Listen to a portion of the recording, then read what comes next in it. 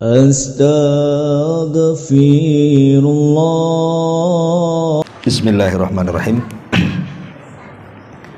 Assalamualaikum warahmatullahi wabarakatuh. Waalaikumsalam warahmatullahi wabarakatuh. Alhamdulillah wassalatu wassalamu ala Rasulillah wa ala alihi wa sahbihi wa mawalah wa la hawla wa la quwata illa billahi wa ba'du.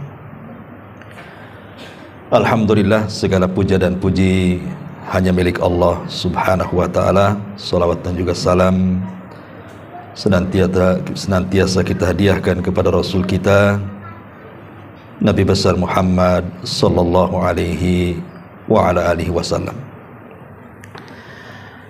Karena memang tidak ada kitab yang dikaji, karena di beberapa tempat kalau kajian memang pakai kitab biasanya ya.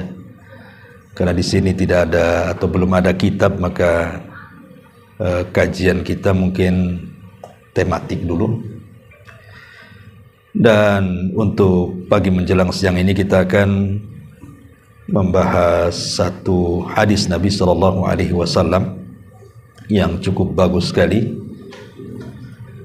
Hadis ini dikeluarkan oleh Imam Al-Bukhari dan juga Muslim dari Abi Sa'id Al-Khudri Ibn Malik Ibn Sinan radhiyallahu anhuma.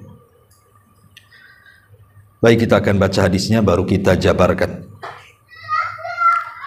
An Abi Sa'id Sa'd ibn Malik Ibn Sinan radhiyallahu anhuma anna nasan minal ansari sa'alu Rasulullah sallallahu alaihi wasallam fa'atahum thumma sa'aluhu fa'atahum hatta nafida ma indahu faqala lahum hina anfaqa kulla syai'in biyadihi ma yakun indi min khairin falan addakhirahu ankum wa man yasta'fif yu'ifhu Allah ta'ala wa man yastagni yugnihi Allah ta'ala wa man yatasabbar yusabbirhu Allah ta'ala wa ma u'tiya ahadun ata'an khairan wa awsa' minas sabri. Dari Abu Sa'id Al-Khudri Sa'd ibn Malik Ibn Sinan radhiyallahu anhu, ada beberapa orang-orang dari kalangan Ansar datang meminta sedekah kepada Nabi sallallahu alaihi wasallam. Lalu beliau memberikan sesuatu pada mereka, kemudian mereka meminta lagi, beliau memberikannya lagi, sehingga habislah harta Nabi sallallahu alaihi wasallam. Kemudian setelah habis harta Nabi sallallahu alaihi wasallam karena disedekahkan kepada orang-orang yang datang meminta-minta, maka Nabi sallallahu alaihi wasallam mengatakan, apa saja kebaikan, maksudnya harta yang dimiliki Rasul, maka aku tidak pernah menyimpannya sehingga aku berikan kepada kalian semuanya. Kemudian Rasul SAW berwasiat, barang siapa yang menjaga diri dari meminta-minta pada orang lain, maka akan diberikan kecukupan oleh Allah Subhanahu wa ta'ala. Kemudian kata Nabi SAW, dan barang siapa yang merasa dirinya cukup, artinya cukuplah Allah yang ada padanya tanpa harus bersandar kepada manusia, maka Allah Subhanahu wa ta'ala akan berikan kekayaan pada hati dan jiwanya. Kemudian Nabi juga mengatakan, dan barang siapa yang berlaku sabar, maka akan dikaruniai kesabaran oleh Allah. Kemudian di ujung hadis Rasul mengatakan, tidak ada seorang pun yang dikaruniai satu pemberian yang jauh lebih baik dan lebih luas dibandingkan kesabaran. Hadis ini disepakati Bukhari dan Muslim.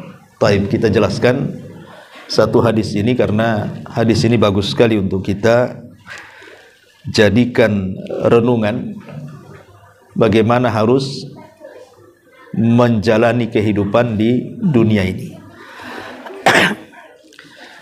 Ma'asyiral muslimat, ibu-ibu yang dimuliakan Allah Subhanahu wa taala. Di sini ada 3 poin yang ingin saya jelaskan berdasarkan poin-poin yang dijelaskan Nabi sallallahu alaihi wasallam. Pertama, bicara soal hukum meminta-minta. Kemudian yang kedua, bicara soal iffah, menjaga kehormatan. Dan yang terakhir yang kita akan bahas adalah bicara soal kesabaran.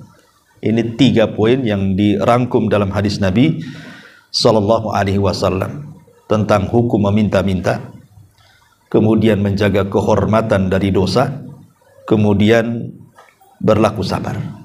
Kita kupas satu persatu. Ma'asyiral muslimat yang dimuliakan Allah Subhanahu wa taala. Pertama, bicara meminta-minta. Ada sebuah syair Arab yang mengatakan, la tas'alanna bani Adam hajatan wasalil ladzi abwabuhu la tuhjab. Allahu yaghdabu in tarakta su'alahu wa bani Adam hina yas'alu yaghdabu. Penyair Arab mengatakan, janganlah kalian meminta kepada anak Adam sebuah kebutuhan, tapi mintalah kepada zat yang pintunya tidak pernah tertutup. Maksudnya Allah. Allah akan murka apabila kita meninggalkan dan tidak meminta kepadanya. Tetapi Bani Adam justru akan marah kalau kita selalu meminta. Syair ini sangat bagus sekali, karena di permulaan dia mengatakan jangan pernah meminta-minta kepada manusia, karena sebaik apapun manusia itu ada batasnya, Bu. Sehari, 2 hari, sebulan, 2 bulan, mungkin kita datang ke rumahnya pinjam uang untuk sebuah hajat dan kebutuhan. Boleh jadi masih dikasih. Kalau yang sekali 2 kali minta kan masih dikasih, Bu. Apalagi kasihan kan, mungkin dia orang susah gitu ya. Pasti dikasih. Kecuali bakhil kan, Bu ya.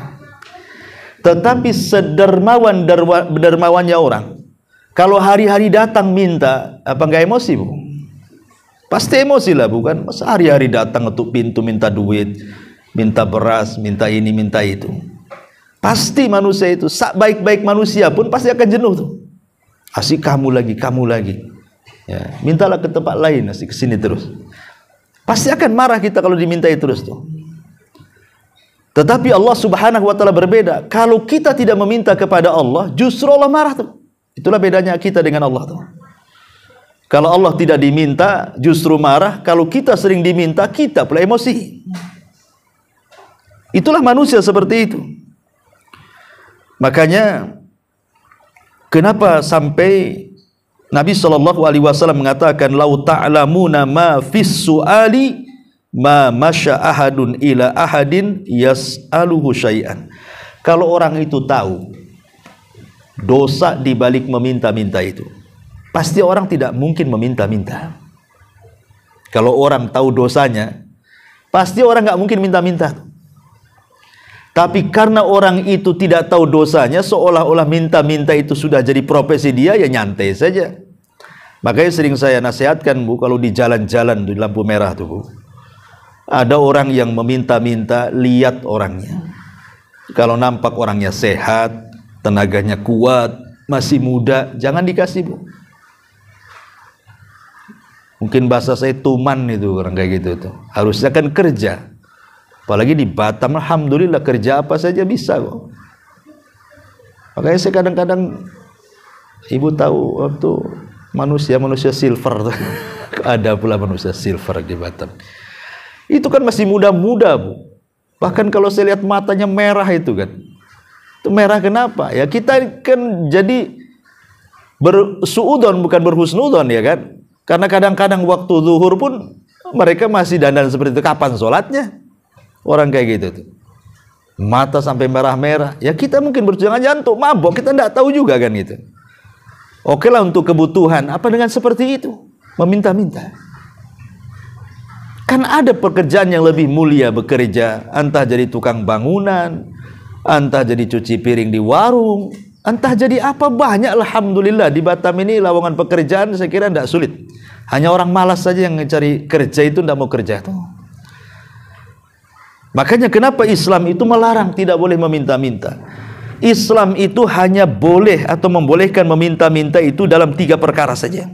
Selain 3 perkara tidak boleh. Dan itu dijelaskan dalam hadis Qabisah. Ya, di mana Nabi SAW mengatakan, ya Qabisah, innal mas'alata tahillu la tahillu illa li ahadi thalathin. Wahai Qabisah, meminta-minta itu haram kecuali dalam 3 perkara saja. Kalau dalam 3 perkara boleh. Apa itu? Rajulun tahammala hamalatan fahallat lahul mas'alatahu fahallat lahul mas'alatu hatta yusibaha thumma yumsika wa rajulun asabathu jaihah ihtajat malahu fahallat lahul mas'alah hatta yusiba kiwaman min aishin aw qala sidadan min aishin wa rajulun asabathu faqatan hatta yakuma thalathatun min dawil hija min qaumihi laqad asabat fulanan faqatan fahallat lahu al mas'alatahu hatta yusiba kiwaman minal aish. Apa kata Rasul? Wahai Qabisah, sesungguhnya meminta-minta itu haram, tak boleh, kecuali bagi salah satu dari 3 kelompok. Pertama, orang yang memikul beban tanggungan yang berat di luar kemampuannya, maka dia boleh meminta-minta sekedarnya saja. Lalu setelah dia cukup, dia berhenti. Yang kedua, orang yang tertimpa musibah yang menghabiskan seluruh hartanya, maka dia boleh meminta-minta sampai dia mendapatkan sekedar kebutuhan hidupnya. Dan yang ketiga, orang yang tertimpa kemiskinan sehingga tidak ada orang yang menolong dia. Ketika ada 3 orang yang menjadi saksi dia orang miskin, maka boleh dia meminta-minta sampai dia melepas kehidupan miskinnya. Jadi begini Bu, orang itu dilarang meminta-minta dalam Islam, karena bagaimanapun tangan di atas lebih baik daripada tangan di bawah. Begitu kaidahnya ya. Tetapi Rasulullah SAW itu hanya mengizinkan kepada 3 kelompok. Kelompok yang pertama, memang dia Allah Subhanahu wa Ta'ala takdirkan dia hendak menolong orang. Mungkin ada saudaranya kelilit hutang, akhirnya dia habiskan kekayaannya hanya untuk membayar hutang saudaranya. Akhirnya jadi miskin dia gara-gara nolong orang. Jadi miskinnya itu gara-gara nolong orang. Nolong saudaranya, hutangnya banyak, akhirnya selaku saudara kita bantu sampai kita jual rumah, jual mobil, hanya ingin membantu saudaranya. Rupanya Allah takdirkan pula usaha kita jatuh. Miskinlah kita gara-gara nolong orang. Lah orang yang seperti ini boleh meminta-minta, tetapi hanya sekedarnya saja sampai usaha dia bangkit dan dia bisa mencari nafkah lagi, baru dilarang meminta-minta. Ini satu. Yang kedua, orang kena musibah, ada tsunami, nerjang rumahnya habis, ada gempa, rubuh rumahnya, tokonya rubuh, akhirnya nggak ada usaha lagi, langsung terjun. Namanya musibah kan nggak tahu tsunami, gempa, kita siapa yang tahu, tahu-tahu ada saja, habis harta kita di kena musibah itu, jadi miskin. Itu boleh meminta-minta, tetapi hanya sekedarnya saja sampai dia bangkit, betul-betul bangkit, maka tidak boleh minta-minta. Atau yang terakhir, orang miskin, umpamanya janda usianya 70 tahun, sakit-sakitan, tidak ada yang nolong dia, maksudnya dari keluarganya, dia hidup sendiri. Kemudian orang-orang sini mengatakan memang dia orang miskin, kasihan, maka disuruh kerja pun tak mungkin, udah tua, sakit gitu ya. maka orang seperti ini boleh meminta-minta. Hanya 3 orang ini yang boleh minta-minta. Selain 3 orang ini tidak boleh. Itu kata Nabi sallallahu alaihi wasallam. Makanya ada perkataan bagus dari Al-Imam Ahmad ibn Hanbal rahimahullah ta'ala. Jadi Imam Ahmad ini ditanya soal hukum meminta-minta. Apa kata beliau? Idza lam yakun indahu ma yughaddihi wa yu'ashshihi. Orang kalau memang tidak ada yang bisa dimakan, baik makan pagi, makan siang atau makan malam, memang gak ada yang bisa dimakan. Ya. Maka yang seperti ini menjadi darurat, boleh meminta-minta hanya untuk mengganjal perutnya saja. Walaupun kata Imam Ahmad, seandainya dia tidak meminta-minta dalam kondisi seperti itu, maka itu lebih baik, dan dia harus yakin pasti Allah akan memberikan rizkinya kepadanya walaupun tidak minta-minta. Contoh nih, satu kisah ya. Jadi satu hari Imam Syafi'i dengan Imam Ahmad ini Imam Syafi'i dengan Imam Malik, itu kan guru sama murid tuh. Imam Malik gurunya, Imam Syafi'i muridnya. Kemudian keduanya berselisih pendapat tentang satu hukum, di mana Imam Syafi'i itu mengatakan bahwa rizki itu harus dicari. Kata Imam Syafi'i, rizki itu harus dicari. Tapi Abu Hanifah mengatakan nggak perlu rizki itu dicari, kata Abu Hanifah. Kenapa? Karena sudah dicatat. Tanpa dicari pun rizki itu pasti akan datang. Itu pendapat Abu Hanifah. Berdebatlah 2 ulama ini, guru sama murid ini. Kata Abu Hanifah, rizki nggak usah dicari, nanti datang sendiri. Kata Imam Syafi'i, mana ada rizki datang sendiri, ya dicarilah katanya. Selesai berdebat, Imam Syafi'i pergi. Di tengah jalan Imam Syafi'i ini mendapati orang yang sedang memikul barang. Akhirnya kata Imam Syafi'i, wahai Tuan, mau nggak saya bantu mengangkatkan barangmu? Akhirnya diangkatlah barang sama Imam Syafi'i sampai ke tujuan. Karena Imam Syafi'i sudah berlaku baik mengangkat barang itu, akhirnya kemudian yang punya barang ini ngasih upah kepada Imam Syafi'i itu. Dari sini Imam Syafi'i ada hujah dalam hatinya. Tuh kan, kalau saya tidak bekerja ngangkatkan barang orang, mana mungkin saya dapat duit katanya. Nah, berarti Abu Hanifah ini nggak benar nih katanya. Imam Malik ini pasti nggak benar nih katanya. Masa orang nggak kerja dapat duit katanya. Datanglah dia kepada Abu Hanifah menceritakan soal upah yang didapat dan mengatakan, ya Imam, tadi saya ketemu orang ngangkat barang, saya angkatkan barang, tahu-tahu dia ngasih upah katanya. Tetapi saya ingin berbagi dengan Anda wahai Abu Hanifah. Akhirnya diparoh tuh upahnya itu, dikasihkan kepada Imam Malik separuh, upahnya disimpan oleh Imam Syafi'i separuh. Kata Abu Hanifah, kata Imam Malik, wahai Syafi'i, bukankah sudah kukatakan bahwa tanpa kerja pun orang pasti datang rizkinya? Lah buktinya kamu ngasih saya duit katanya. Saya nggak ikut-ikut mikul kok katanya, tapi saya dapat duit juga katanya. Dari sini, ma'asyiral muslimat yang dimuliakan Allah Azza wa Jalla, yakin bahwa orang itu sudah ditentukan rizkinya. Orang yang meminta-minta itu karena nggak yakin aja sama rizkinya tuh. Kalau dia yakin sama rizkinya, nggak mungkin dia minta-minta.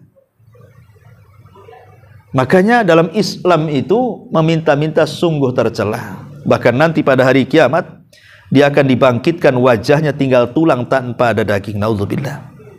Ya. Ma'asyiral muslimat yang dimuliakan Allah Subhanahu wa taala. Makanya ada satu kisah menarik. Hisham ibn Abdul Malik ini kan seorang khalifah, Bu. Hisham ibn Abdul Malik seorang khalifah. Dia haji. Kemudian di Masjidil Haram berjumpa dengan salah satu putranya Ibnu Umar, namanya Salim. Salim ini maula, pembantunya Ibnu Umar. Salim maula Ibnu Umar. Dan dia ulama besar, ulama qiraah. Salim ini ulama hadis juga. Karena Hisham ibn Abdul Malik ini kan menghormati, Bu, menghormati para ulama. Dia khalifah, dihormati para ulama tuh. Jadi ketika di Masjidil Haram, dia ingin memberikan hadiah uang banyak kepada Salim Maula Ibnu Umar ini, karena memang dia ulama, banyak jasanya gitu ya, mengajar orang. Jadi selaku khalifah dia ingin memberikan hadiah berupa uang yang banyak kepada Salim Maula Ibnu Umar. Apa yang terjadi? Ditolak, tidak mau. Ya. Padahal yang ngasih itu langsung khalifah. Mungkin kalau di zaman sekarang Pak Jokowi lah presiden yang ngasih duit. Umpamanya Pak Jokowi datang ke ibu ngasih duit banyak gitu ya, langsung dikasih 1 triliun umpamanya. Tiba-tiba ibu nolak gitu kan. Kira-kira kalau ibu nolak sama yang samping dibilang apa, Bu? Gila tuh ibu tuh katanya. Itu 1 triliun loh. Pasti dibilang gila, Bu. Padahal ibu waras tuh. Ya kan, Bu ya? Orang sekarang kalau nolak duit dibilang gila tuh. Ini Salim dikasih uang banyak sama khalifah, dia tolak dia. Apa kata dia? Jawabannya, wahai khalifah, ya, apakah pantas saya meminta kepada selain Allah sementara saya berada di rumah Allah? Itu jawabannya. Pantaskah saya meminta pemberian dari selain Allah sementara saya berada di rumah Allah, katanya. Karena kan posisinya di Masjidil Haram tuh. Nggak pantas katanya. Saya mendapatkan pemberian dari selain Allah sementara saya berada di rumah yang lebih kaya dibandingkan khalifah, rumah Allah. Karena kekayaan khalifah juga kekayaan Allah gitu ya. Lihat, ditolak tuh sama Salim tuh uang yang banyak dari khalifah itu. Padahal bukan minta loh, Bu, dikasih. Kenapa coba para ulama sampai seperti itu? Dia ingin menjaga izzah namanya, kehormatan. Jangan sampai hatinya itu kemudian terkuasai dengan hawa nafsu, akhirnya mendekati penguasa, menjilat penguasa. Samalah dengan kasusnya seorang ulama salaf namanya Sufyan Ats-Tsauri rahimahullahu ta'ala. Sufyan Ats-Tsauri ini kan dikenal ulama zuhud, ulama yang paling zuhud ya. Tapi satu sisi dia kaya, sehingga orang-orang mengatakan, ya Sufyan, kau ini sedikit-sedikit menasihati kami supaya kami zuhud, katanya. Sementara kau kaya raya. Jadi yang bertanya kesannya kalau zuhud itu harus miskin gitu maksudnya. Kalau bisa orang zuhud itu ya pakaiannya compang-camping gitu ya, makannya nasi kerak kalau bisa itu. Tidak pernah nyentuh gulai, rawon atau yang semacamnya. Ya makannya pakai garam saja. Jadi pikiran orang-orang seolah zuhud itu harus seperti itu. Jadi Sufyan Ats-Tsauri ingin meluruskan makna zuhud. Bukan begitu zuhud itu. Orang miskin itu bukan berarti zuhud, kata dia. Orang kaya pun bisa zuhud. Kemudian Sufyan Ats-Tsauri mengatakan, zuhud itu meletakkan kekayaan di tangan dan tidak meletakkan kekayaan di hati. Adapun kenapa saya kaya, kata Sufyan Ats-Tsauri, likaila atamandalu alal muluk, supaya aku tidak menjilat pemerintah, katanya. Ya aku harus kaya lah, ulama harus kaya. Sebab kalau ulama tidak kaya, nanti dia mendekati penguasa, nanti dia menjilat-jilat, meminta-minta harta jabatan dan begitu di penguasa. Saya tidak mau, kata Sufyan Ats-Tsauri. Sebab kalau itu yang terjadi, aku tidak bisa mengatakan yang hak itu hak, yang batil itu batil. Makanya saya harus kaya supaya aku tidak menjilat penguasa, katanya. Itulah zuhud, katanya. Zuhud itu meletakkan kekayaan di tangan, bukan meletakkan kekayaan di hati. Jadi ini yang pertama, hendaklah seorang muslim itu harus menjaga kehormatan diri, tidak meminta-minta kecuali kepada Allah Subhanahu wa taala. Berusaha, pasti Allah Subhanahu wa taala kasih. Ya. Dan harus yakin dengan rizki Allah Subhanahu wa taala. Dengan firman Allah Azza wa Jalla, wa ma min dabbatin fil ar illa 'alallah rizquha. Kata Nabi, kata Allah Subhanahu wa taala, tidak ada satupun binatang yang melata kecuali sudah ditulis rizkinya. Harus yakin dengan firman Allah Azza wa Jalla dan harus melihat pelajaran dari makhluk lain selain manusia. Sering saya contohkan, Bu. Di rumah kita saja kan hari-hari sebenarnya ada pelajaran. Ya kan? Tengoklah cicak-cicak di dinding itu, Bu. Ya, yang diam-diam merayap tuh kan.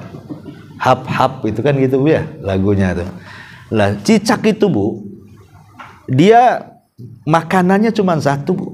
Dia tidak suka urap, dia juga tidak suka rawon, tidak suka rujak, tidak. Apalagi es dogar, mana mau ya? Cicak itu cuma satu makanannya. Apa Bu? Nyamuk. Kecoa kegedean, nggak mau. Nyamuk dia. Ya. Dan kita tahu bahwa nyamuk hari ini hampir langka Bu. Kalau zaman dulu yalah nyamuk banyak karena depan rumah parit. Kadang nggak ditutup, sampah di mana-mana kan itu ya. Nyamuk itu kalau zaman dulu banyak Bu nyamuk tuh. Tapi alhamdulillah sekarang ini perumahan-perumahan bersih. Ya, saya aja di Jabal Uhud Bu, hampir nggak ada nyamuk tuh. Kalau ada nyamuk ada yang gede, nyamuk kebun tapi kan. Kalau di kota kan kecil, nyamuk kota. Ya. Dan nyamuk itu hampir tidak ada. Ada tapi sudah punah. Kenapa punah Bu? Ya karena tadi sarang-sarang nyamuk itu sudah dimatikan sama orang. Ya, datang semprotan, datang obat, kan? Orang sudah disadarkan sekarang ini kebersihan, makanya sarang-sarang nyamuk itu sudah berkurang. Belum lagi pembunuh-pembunuh nyamuk itu berserakan Bu, mulai dari baygon, bat nyamuk, raket nyamuk. Oh, sekarang ada raket lagi bukan? Artinya bahwa rizki nyamuk ini kan makin kesini makin seret kan Bu ya. Mungkin sudah krisis moneter itu nyamuk tuh. Cecak itu sudah susah kalau menurut kita ini, bagaimana dia bisa bertahan hidup tuh. Tapi buktinya ya banyak saja cecak itu. Siapa yang ngasih makan cecak tuh Bu? Yang ngasih makan cicak itu ya Allah, bukan kita yang masih ngasih makan cicak kan itu. Yang lebih hebat dibandingkan itu Bu, bukan hanya cicak bisa makan dengan kondisi nyamuk sudah disemprot baygon, bat nyamuk sudah nggak laku lah sekarang kan, kena raket, kena bahkan sekarang ada satu semprot. Kalau baygon kan masih harus nyemprot banyak Bu, ada obat tuh satu semprot aja satu ruangan tuh mati semua tuh. Ya. Tetapi kok cecak bisa hidup? Siapa yang ngasih hidup? Allah. Dan yang lebih menakjubkan lagi bukan di situ Bu.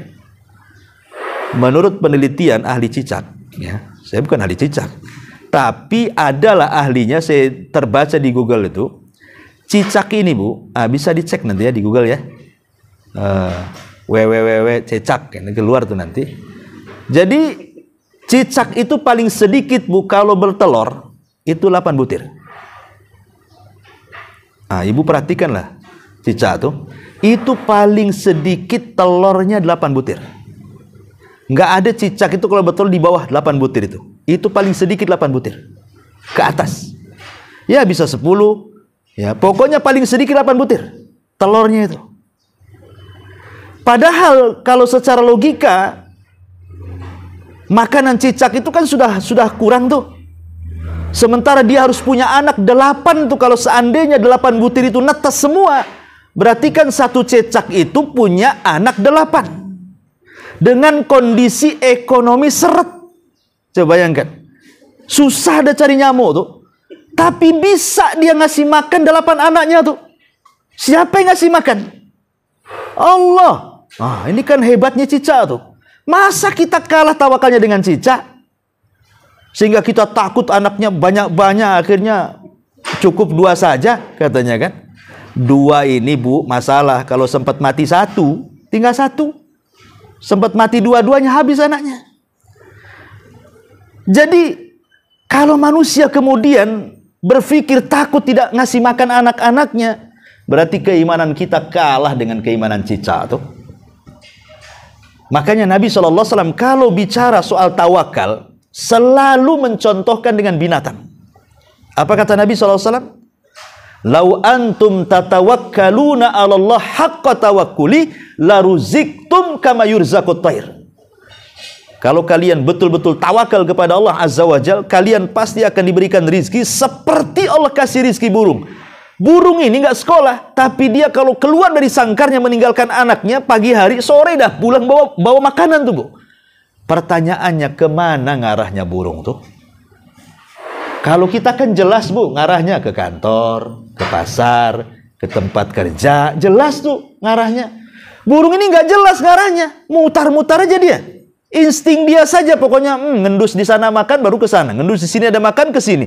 Dia ikut insting saja tuh. Tapi kok bisa dia pulang bawa makanan dan bisa ngasih makan anak-anaknya dan bisa membesarkan lagi anak-anaknya. Kalau sekarang ini manusia itulah diberikan akal oleh Allah luar biasa. Burung nggak ada akal, manusia ada akal. Burung nggak bisa ngakal-ngakali kita, Bu. Kalau kita bisa ngakal-ngakali burung. Tapi kita loh, manusia berakal, kok akalnya itu kok masih kalah dengan insting burung, itu maksudnya. Sehingga akhirnya tidak terpikir untuk bekerja, terpikir untuk banting tulang, malah minta-minta pula. Alasannya apa? Aduh, daripada, kan kaedahnya di masyarakat kan, daripada maling, Ustadz. Ya, daripada maling, daripada nyopet, bagus saya minta-minta. Dia tidak paham minta-minta juga dosa tuh sebenarnya. Dia kira minta-minta itu tak dosa. Jadi dia kiasnya daripada maling, bagus saya minta-minta. Padahal minta-minta itu berdosa. Kecuali kepada 3 orang yang saya sebutkan tadi. Kalau yang 3 orang ini memang dibolehkan dalam kondisi darurat kan, saya sudah sebutkan. Tapi selain dari 3 orang ini, maka meminta-minta itu berdosa. Dan merendahkan harkat martabat manusia. Dan terkadang juga menyinggung orang, Bu. Menyinggung orang. Kadang-kadang menakut-nakuti orang dengan penampilan dia. Iya, Bu, kadang-kadang minta-minta, kadang-kadang minta-mintanya dengan lagu ngamen gitu kan. Aduh, kadang-kadang orang ngamen penampilannya kalau nggak ngasih takut dibukul gitu kan. Kalau nggak ngasih ya memang nggak mau ngasih. Akhirnya kan ngasih terpaksa, Bu. Apalagi kemudian yang ngamen ini lagunya ngancam. Ya, oh makin lagi dikasih kan. Nah, ini kan repot kalau kayak gini, Bu. Jadi intinya yang pertama, kata Nabi SAW di sini, jangan suka meminta-minta. Barang siapa yang menjaga diri untuk tidak meminta-minta, maka pasti Allah akan berikan kekayaan kepadanya. Pasti itu. Dan itu sudah banyak di masyarakat gitu yang seperti itu. Jadi orang yang minta-minta itu selamanya dia tidak akan kaya. Dia akan terus minta-minta dan akan tetap miskin. Ini yang pertama. Kemudian yang kedua, di sini bicara tentang menjaga kehormatan. Menjaga kehormatan. Apa artinya menjaga kehormatan itu? Atau bahasa Arabnya iffah. Ya. Menjaga kehormatan di sini artinya seseorang menjauhkan dari hal-hal yang diharamkan Allah. Menjauhkan dari hal-hal yang diharamkan Allah Azza wa Jal, seperti melakukan perzinahan, naudzubillah, atau homoseksual, atau disingkat dengan LGBT, ya. Pokoknya hal-hal yang menjurus kepada menghinakan kehormatan kita. Maka siapa yang bisa menjaga kehormatannya, Allah akan jaga kehormatannya. Makanya wasilah-wasilah ataupun perkara-perkara agar kita bisa menjaga kehormatan kita dari perkara-perkara maksiat, Bu. Khususnya maksiat yang tadi saya sebutkan atau yang lainnya. Pertama, cobalah latih supaya kita bisa bertakwa baik dalam kondisi tidak ada manusia ataupun dalam kondisi ada manusia. Ini harus dilakukan, Bu. Karena di zaman sekarang, maaf, Bu, ya kan, dengan adanya handphone, hampir semua orang pegang handphone. Nenek-nenek aja pegang handphone sekarang, Bu. Pakai iPad lagi, ya. Pengemis di jalan saja bawa handphone sekarang, Bu. Ya, mungkin kedepannya mungkin kalau ngemis tuh nggak minta lagi, Bu, paling ngasih rekening tuh. Itu mungkin, ya kan, makin maju kan itu. Sekarang sudah ada SMS bankingnya semua, apalagi yang susah. Jadi dengan adanya handphone ini, apa yang dikhawatirkan Rasul 14 abad yang silam? Apa kata Rasul? Nanti pada hari kiamat akan didatangkan kepada Allah Subhanahu wa Ta'ala orang yang memiliki pahala sebesar gunung Tihama. kemudian Allah hancurkan pahalanya gara-gara maksiat yang tidak terang-terangan. Sekarang maksiat, kalau dulu mau maksiat tidak terang-terangan tuh bukan sulit, Bu. Kalau dulu mau maksiat tidak terang-terangan tuh sulit. Kalau sekarang tidak sulit karena sudah ada handphone. Ibu sendirian di dalam kamar pegang handphone, entah apa yang ditengok di situ. Entah sinetron, entah film, entah berita, entah berita-berita hoax nggak jelas, apalagi tahun politik ini kan. Kita bisa bermaksiat, belum lagi melihat gambar-gambar aurat, film-film yang tidak senonoh ditonton dan begitu seterusnya. Bahkan sekarang ini kalau kita berkumpul di trotoar nih, Bu, umpamanya ibu berlima tuh, masing-masing punya handphone, duduknya berjejer. Dari yang satu, yang kedua, yang ketiga, sampai yang kelima itu masing-masing punya handphone, Bu. Kok bisa? Dulu mungkin kalau ada orang tertawa sendiri dianggap gila kan, Bu? Sekarang loh, banyak orang yang tertawa sendiri di depan handphone, tak ada orang bilang gila. Nggak ada kan ibu mamanya nengok apa gitu, TikTok atau apa tuh, tahu-tahu tertawa di pinggir jalan. Ada orang bilang gila, Bu? Nggak ada. Kalau dulu ya, ini ibu ini kalau dulu dibilang ada geje, ya. Kok tertawa sendirian? Kalau sekarang enggak. Sekarang ini hilang urat malunya, Bu. Perempuan-perempuan tuh hilang urat malunya. Kenapa? Dia bisa tertawa loh di pinggir jalan nengok handphone. Pada suara perempuan kan aurat tuh. Bisa dia tertawa, na'udzubillah. Yang lebih parahnya lagi urat malunya hilang tuh dia main TikTok pula di jalan tuh. Main Instagram, tolong dipegangi, entah orang nggak kenal, kemudian dia berfase, selfie macam-macam, na'udzubillah, coba kan. Kan hilang rasa malunya tuh. Itu di luar, bagaimana di dalam? Kalau sendiri-sendiri, rasa malunya di depan orang aja dah hilang, apalagi sendirian nggak ada orang. Maka handphone ini memang paling banyak menghilangkan pahala. Persis kata Nabi kan, nanti pada hari kiamat itu ada orang datang dengan segudang pahala sebesar gunung Tiamat, tapi hilang dengan maksiat sendiri-sendiri. Ini handphone ini bisa menghilangkan pahala kita, Bu. Makanya saya nasihati, Bu, kalau punya anak ya SMP, SMA, minta handphone jangan dikasih, Bu. Ya, itu bahaya gitu ya. Kenapa? Karena orang tuanya saja kalau udah main handphone lupa, apalagi anaknya. Ibu aja kalau main handphone itu sampai gosong kalau masak tuh, ya kan? Kadang-kadang begitu. Jangan itu suami di sampingnya aja kayak nggak punya suami. Ada tuh istri tuh mau tidur, bangun tidur yang dilihat handphonenya, suaminya nggak dilihat. Tahu tuh udah ngorok di sampingnya. Lah ini kan gimana ceritanya? Ini kan maksiat juga, Bu. Harusnya kan orang kalau sudah masuk kamar itu ya handphone ditaruh lah, nggak usah ikut-ikut masuk. Itu sudah lain lagi ceritanya. Ini masuk kemana-mana. Bahkan kalau seandainya nih handphone ini jatuh ke sela-sela ranjang, Bu, kemudian ibu bangun, itu yang dicari bukan suami dulu, Bu. Ya, handphonenya dulu. Ya. Ini kan masalah yang seperti ini. Itulah makanya handphone ini sekarang ini alat yang bisa menghapuskan dosa sebesar gunung Tiamat. Makanya nasihat para ulama begini, Bu. Balaslah sebuah dosa itu dengan kebaikan. Kalau kita dalam satu hari itu kita bermaksiat sendiri-sendiri, orang tidak tahu kecuali Allah dengan ibu saja. Duduk di kamar sendiri atau suami lagi nggak ada, duduk di kursi, nonton apa yang ditonton, entah ya namanya iklan-iklan di YouTube, iklan-iklan di Facebook. Kadang-kadang kan aurat-aurat nampak di situ, baik aurat laki-laki atau perempuan. Kita memandang aurat kan tidak boleh, Bu, walaupun lihat di handphone gitu ya. Belum lagi baca berita-berita hoax, belum lagi baca-baca yang na'udzubillah lah di situ terkandung dosa. Kan ibu sedang bermaksiat yang tidak tahu kecuali ibu dengan Allah kan namanya, dengan handphone itu. Maka kalau kita dalam 2 jam main handphone dan tidak ada yang tahu kecuali Allah isinya maksiat, maka dalam satu hari itu gunakan juga 2 jam untuk ibadah yang tidak ada yang tahu kecuali ibu dengan Allah saja. Harus balance lah. Ya. Bagaimana caranya, Ustaz? Ya zikir lah.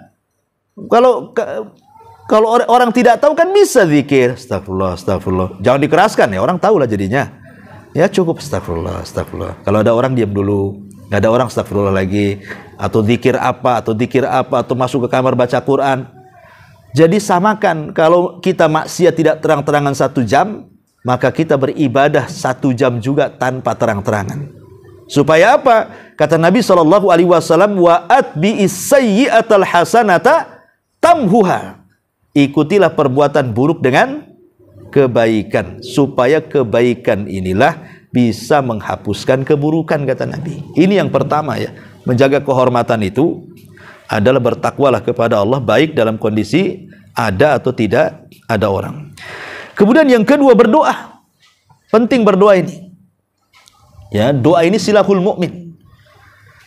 Makanya Nabi SAW senantiasa berdoa untuk diistiqomahkan dalam ketaatan. Kata Ummu Salamah, doa yang paling banyak dibaca Nabi itu apa? Ya muqallibal qulub tsabbit qalbi ala ta'atik. Wahai zat yang membolak-balikan hati, tetapkan hatiku di atas ketaatan kepadamu. Itu doa yang paling banyak dibaca Nabi. Pertanyaannya, mungkinkah Nabi itu dibolak-balik hatinya alias sesat? Mustahil lah, Nabi itu kan maksum. Tapi kenapa dia membaca doa seperti itu? Satu, untuk memberikan contoh kepada umatnya. Yang kedua, walaupun dia seorang nabi, Nabi tetap khawatir. Kata Nabi kepada Ummu Salamah, ya Ummu Salamah, hati kita itu berada di jari jemari Allah. Allah bisa membolak-balikan siapapun sesat, siapapun dapat hidayah. Kalau Nabi takut kalau seandainya kemudian dia tersesat, padahal tidak mungkin seorang Nabi tersesat, harusnya kita lebih takut lagi. Makanya banyak-banyak berdoa ya kepada Allah agar kita jangan sampai masuk kepada fitnah maksiat tadi.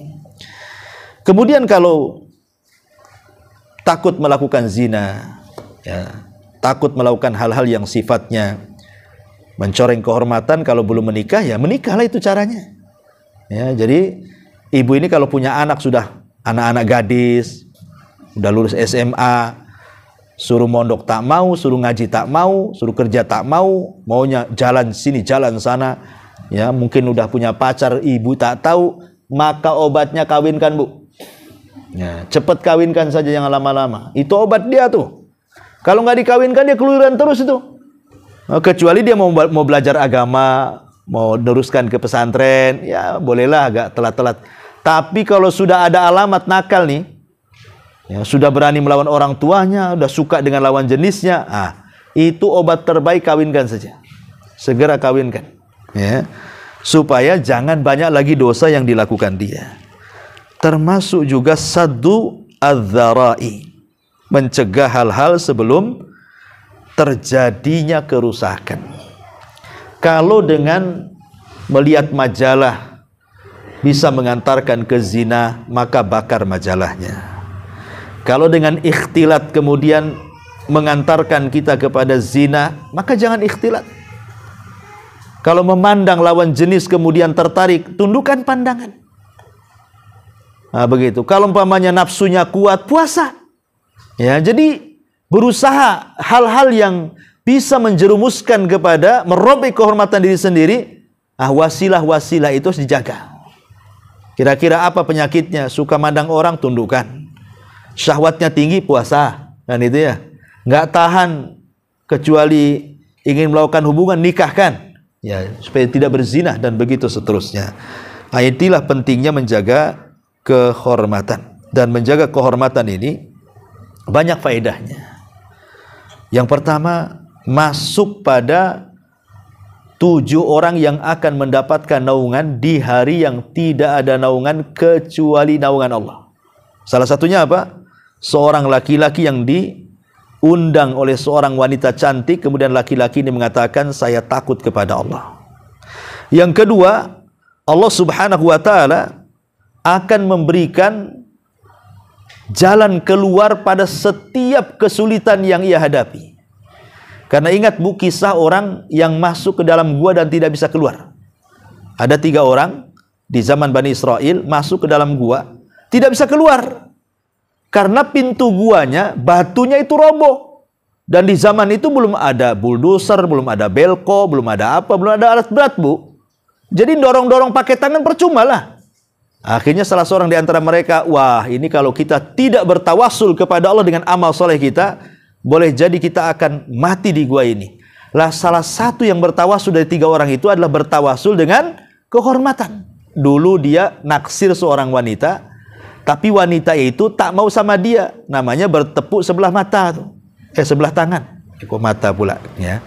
Jadi akhirnya kemudian pas ada waktu ini, wanita ini datang sendiri sama dia. Kebetulan orang tuanya terlilit hutang. Banyak lagi. Akhirnya wanita ini meminjam uang untuk melunasi hutangnya. Ini kesempatan. Karena dia suka dari dulu, dia mengatakan, saya siap membantu hutang orang tuamu, tapi berzinahlah 1 kali denganku, katanya. Karena dari dulu suka masalahnya. Akhirnya deal-dealan, deal or no deal, deal. Akhirnya ketika uang sudah disiapin, keduanya sudah siap melakukan perzinahan, sudah membuka aurat keduanya, tiba-tiba wanita ini mengatakan, bertakwalah wahai fulan kepada Allah. Langsung terkejut anak muda ini dan mengatakan, ittaqillah, katanya. Aku bertakwa kepada Allah. Langsung dia tidak mau berzina, dikasihkan percuma uangnya dan mengatakan, pergi kau dariku. Anak muda ini mengatakan, ya Allah, ketika dalam gua, kalau menjaga kehormatanku dengan wanita itu bagian daripada ibadah dan berpahala, tolong pintu gua itu dibuka. Akhirnya terbuka pintu gua itu. Jadi menjaga kehormatan itu bisa menghilangkan kesulitan di dunia, bahkan juga sebab keselamatan di akhirat. Sudah jelas ini ya. Ini yang kedua. Kemudian yang terakhir, ini yang juga tak kalah penting. Kata Nabi SAW, barang siapa yang melatih sabar, maka Allah akan buat dia sabar. Ya, man tasabbara, barang siapa yang melatih kesabaran, maka dia akan diberikan kesabaran. Dari sini kita tahu bahwa sabar itu harus dilatih. Kalau tidak dilatih, tidak bisa. Sabar itu ada latihannya, Bu. Dan itu tentu dengan banyaknya musibah, dengan banyaknya ujian, dengan banyaknya masalah. Karena sudah terbiasa menghadapi masalah, lama-lama jadi sabar, Bu. Ya, makanya dibiasakan sabar. Sabar. Nanti lama-lama juga bisa sabar. Dan yang lebih hebat dari sabar ini, Bu, ujung daripada hadis Nabi SAW tadi, di mana Nabi SAW sampai mengatakan di ujung hadis tentang masalah sabar ini, barang siapa, kata Nabi SAW, barang siapa yang dia bersabar, maka Allah Subhanahu wa Ta'ala akan berikan kepadanya kebaikan yang sangat-sangat luas sekali. Bahkan melebihi musibah yang menimpanya. Apa kata Nabi? Wa ma u'tiya ahadun ata'an khairan wa awsa' minas sabri. Apa kata Rasul? Tidaklah seorang yang dikaruniai sebuah pemberian yang lebih baik serta lebih luas kegunaannya dibandingkan karunia sabar. Maksudnya gini, Bu. Kalau ibu ini terkena musibah, kemudian ibu bisa sabar, maka sabar itu lebih baik dibandingkan musibahnya. Ibu terkena ujian, diuji oleh Allah Subhanahu wa Ta'ala. Diuji dengan suaminya, diuji dengan anaknya, diuji dengan tetangganya, diuji dengan kesehatannya. Kemudian ibu terus melatih sabar, akhirnya ibu bisa sabar, maka sabar itu lebih baik dibandingkan ujian yang ibu hadapi. Ibu kekurangan ekonomi, ya, susah, suami seret, mau kena PHK. Akhirnya yang biasa makan 4 kali sehari jadi 2 kali sehari. Itu pun nasi jagung, ya, pakai ikan asin sama teri. Kemudian ibu sabar dengan kondisi seperti itu. Sabarnya itu lebih baik dibandingkan musibahnya tuh. Makanya sabar ini pintu luas sekali gitu ya. Kalau orang bisa bersabar, maka sabarnya lebih baik dibandingkan semua yang ia hadapi. Kenapa? Karena kalau dia bisa bersabar, musibah sebesar apapun tidak ada masalah bagi dia. Dia sudah sabar, apa pula kan itu. Biasanya orang yang tidak sabar itulah yang mulai putus asa. Nah, dari sini kata para ulama, lihat bagaimana indahnya sebuah kesabaran. Dan sabar itu kata ulama terbagi menjadi 3. Sabar saat menjalankan ketaatan, sabar saat menjauhkan diri dari kemaksiatan, dan sabar saat menghadapi qada dan qadar Allah Subhanahu wa taala. Ma'asyiral muslimat yang dimuliakan Allah Azza wa Jalla. Tapi saya ingin memberikan beberapa pelajaran dari sabar ini. Yang pertama yang harus ibu pahami tentang masalah sabar ini. Yang pertama, bahwa di dalam sabar ini, kalau orang bisa sabar, dikatakan oleh Al-Hasan Al-Basri, dia mengatakan apa? As-sabru kanzun min kunuzil jannah. Sabar itu satu perhiasan mahal dari perhiasan-perhiasan sorga. La yu'tihillahu illa liman akramahullah. Allah tidak akan memberinya kecuali bagi hamba yang Allah muliakan. Kalau hamba ini tidak diberikan kesabaran, berarti orang ini tidak dimuliakan tuh. Ketika orang bisa bersabar, berarti mafhumnya Allah sedang memuliakan dia dengan kesabarannya. Makanya kalau seandainya nih ada orang yang sudah bersabar, contoh saja sakit, ya, dia sudah berusaha mengobati, datang ke dokter, datang ke apotek beli obat, tapi juga tak kunjung-kunjung juga sembuh. Bukan berarti tak kunjung-kunjung sembuh dengan setelah dia usaha dan berupaya dan berdoa, maknanya berarti Allah sedang mengutuk dia. Sebab kalau tidak mengutuk dia, kenapa tidak disembuhkan? Padahal sudah upaya dan usaha sudah dilakukan. Jangan begitu cara berfikirnya. Karena ada orang-orang yang ketika sakit itu berfikir ke situ. Sehingga setan datang kemudian memberikan was-was, lebih baik aku mati daripada hidup. Aku sudah 2 tahun kayak gini terbaring, kasihanlah orang yang merawatku. Asli doanya ingin mati, ingin mati, ingin mati. Padahal Rasul melarang. Tidak boleh salah seorang di antara kalian itu berangan-angan ingin mati. Kenapa? Boleh jadi kalau Allah sembuhkan, dia bisa menambah amalannya. Atau kalau Allah tidak sembuhkan, tetapi Allah tidak wafatkan, berarti ada kesempatan untuk bertobat dari dosa-dosanya. Ya, karena sakit ini penggugur dosa. Ada surga yang tidak bisa diraih dengan sholat, dengan zakat, dengan puasa, dengan ibadah-ibadah perbuatan. Ada ibadah itu, ibadah perbuatan itu tidak bisa kita meraih surga, hanya bisa diraih dengan kesabaran. Dan tidak mungkin orang bersabar kecuali ditimpa dengan berbagai macam masalah, baru dia bisa sabar. Ya, makanya ada beberapa wasilah bagaimana supaya kita sabar. Ini tipnya, saya kasih tip. Yang pertama, cobalah merenung ayat-ayat Al-Quran, di mana Allah mengatakan wala nabluwannakum bisyai'in minal khaufi wal ju'i wa naqsi minal amwali wal anfusi wath thamarat wa basyiris sabirin alladzina idza asabathum musibatun qalu inna lillahi wa inna ilaihi rajiun. Renungkan ayat ini, bahwa kami akan menguji kalian dengan sedikit dari takut, sedikit dari lapar, sedikit dari kekurangan harta dan jiwa serta buah-buahan. Kemudian Allah mengatakan apa? Berbahagialah orang-orang yang sabar. Ya, berarti orang yang kena musibah itu berbahagia. Kenapa? Karena mereka dapat 3 keutamaan dalam ayat ini. Apa itu? Alladzina idza asabathum musibatun qalu inna lillahi wa inna ilaihi rajiun ulaika alaihim. Ini kemuliaannya. Mereka akan mendapatkan doa, salawat dari Rabb mereka. Wa rahmah, dan juga rahmat kasih sayang Allah.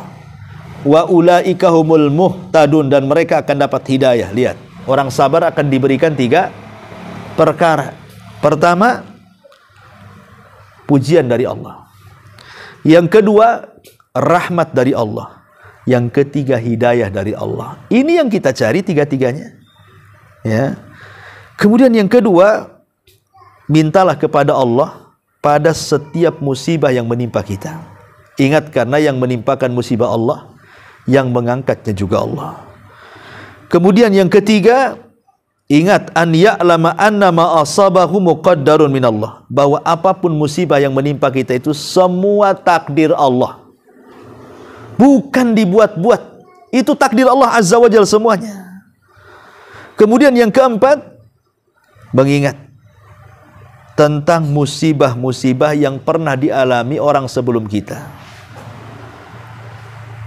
Paling mudah lihat di sekeliling kita, Bu. Tidak usahlah kita melihat sejarah bagaimana sabarnya Nabi Ayub, bagaimana sabarnya Nabi Yusuf, bagaimana sabarnya para sahabat, bagaimana sabarnya Nabi SAW. Ya, tidak perlulah kita lihat di sekeliling kita saja, Bu. Di sekeliling kita itu. Ya, mungkin ibu punya kawan, kemudian ditimpa sakit, kok sabar kali, apakah saya bisa seperti dia? Mudah-mudahan saya seperti dia. Mungkin adalah kawan-kawan ibu yang sakit itu mereka sabar. Contoh dia. Ya, sebelumnya kita juga mencontoh kesabaran Nabi, mencontoh kesabaran sahabat, tentu kan. Tapi madrasah yang paling dekat kan di sekeliling kita, Bu. Coba di sekeliling kita itu, ada orang yang kena sakit, stroke, akhirnya marah-marah. Janganlah kita kayak dia. Yang satunya lagi kalau kena musibah itu, kayak gak terima tuh. Ngomong ke sana kemari, janganlah seperti dia.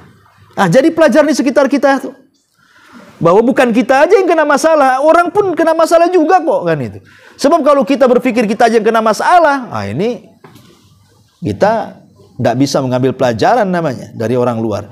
Kemudian juga yang nomor 5, an yatajannab al-jaza'.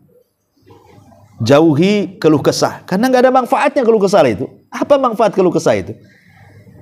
Karena gini, Bu, ini jeleknya di masyarakat nih, Bu. Yang nggak tahu, mungkin mudah-mudahan nggak ada lah yang ikut ngaji di sini. Jadi ada orang itu kalau ketemu, Bu, ceritanya susah aja tuh. Gimana kondisi susah. Besok ketemu lagi, macam mana sekarang? Tak tahu, masih susah.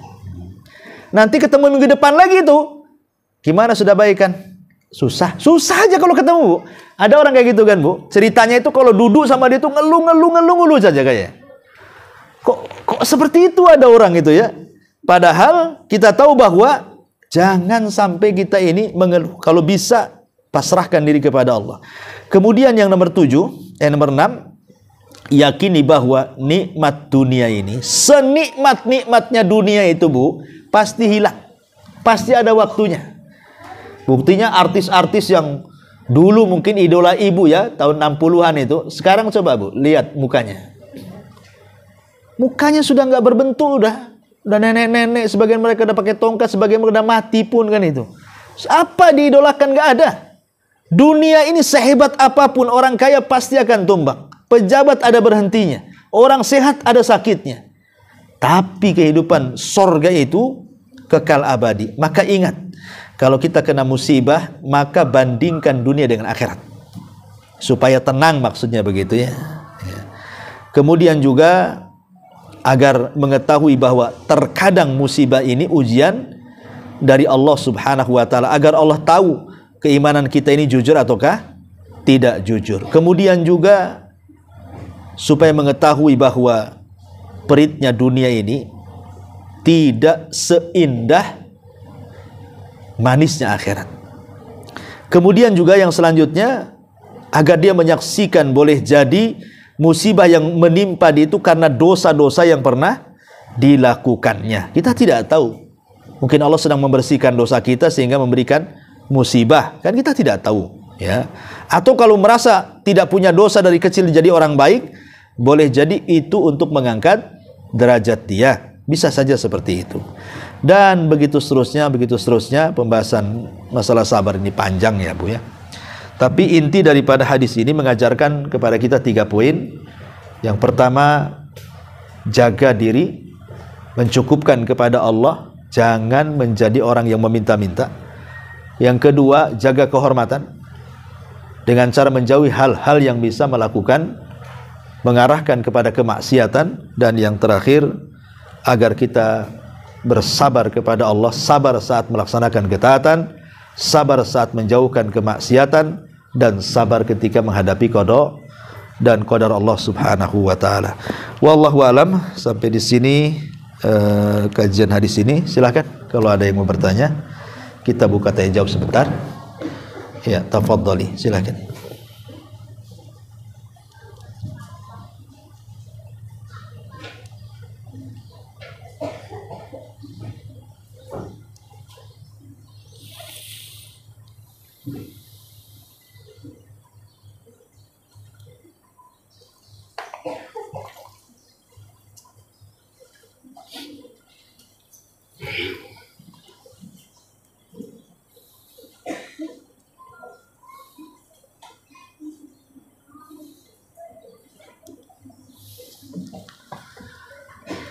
Ya, karena masih malu-malu nampaknya. Karena baru perdana kajiannya ya, orangnya nggak perdana. Ya. Ini dulu dan ada manfaatnya kita tutup dengan doa. Kafaratul majelis subhanallah walhamdulillah. Asyhadu an la ilaha illa anta astaghfiruka wa atubu ilaik.